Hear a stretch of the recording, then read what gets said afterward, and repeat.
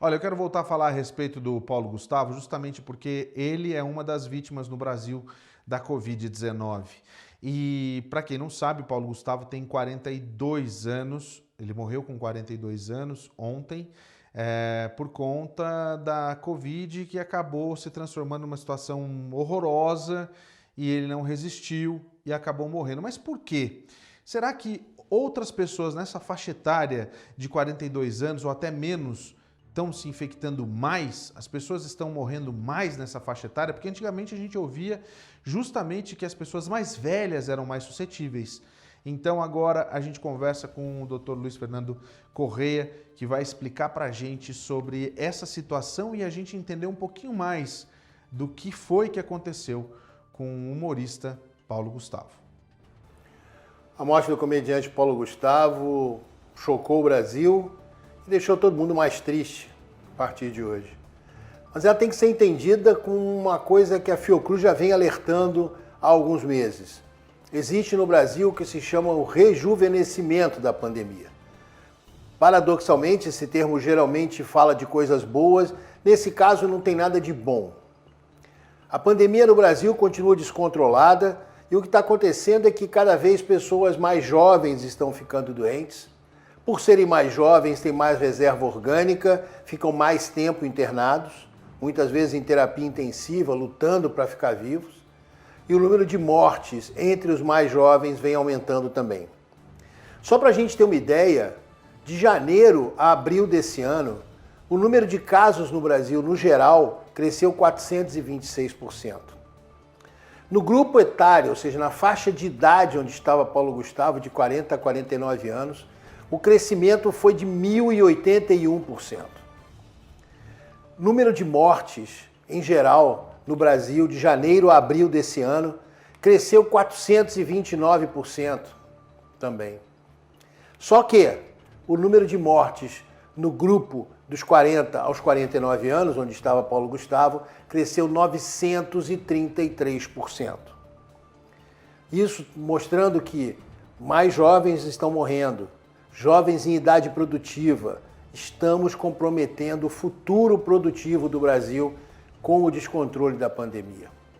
E para confirmar isso, a idade média das mortes pelo coronavírus no Brasil, de janeiro a abril desse ano também, caiu de 62 anos, 62,5 anos, para 57 anos. Ou seja, parece pouco, né? Mas não é não. São pessoas 5 anos mais jovens que estão morrendo em média por conta do coronavírus. Ou seja, quem acreditou na historinha, na falácia de que era uma doença que matava os mais velhos, que matava as pessoas já doentes, com problemas crônicos, está vendo na prática e está sofrendo em casa o que está acontecendo agora. Ou seja, a doença não escolhe vítimas, o vírus não escolhe quem vai morrer. Isso é historinha de político. E alguns me disseram ontem, até no Twitter, que Paulo Gustavo tinha asma. Pois bem, a Sociedade Brasileira de Pneumologia e a Sociedade Brasileira de Alergia e Imunologia emitiram um documento lá em fevereiro desse ano, mostrando que asma controlada não é um fator de risco para a complicação do Covid, da mesma forma que hipertensão controlada também não é um fator de risco para a complicação do coronavírus, diabetes controlada também não é fator de complicação para o coronavírus. Essas doenças podem sim, quando se manifestam de maneira mais grave, comprometerem a qualidade de vida e também a imunologia dessas pessoas. Mas asma controlada, como por exemplo Paulo Gustavo tinha, até porque trabalhava com a voz, trabalhava com a respiração, nunca foi internado antes por conta de asma, não foi por causa disso que ele morreu. Ele morreu pelo descontrole da pandemia no Brasil. Ele morreu por não ter vacina para todo mundo no Brasil. Portanto, gente, se cuidem, alertem os seus que estão no Brasil para que, independente da idade, se cuidem. Não existe idade para morrer de Covid. Existem pessoas sem vacina e pessoas que se contaminam quando saem de casa sem cuidados. Sou o Dr. Luiz Fernando Correia. Até a próxima.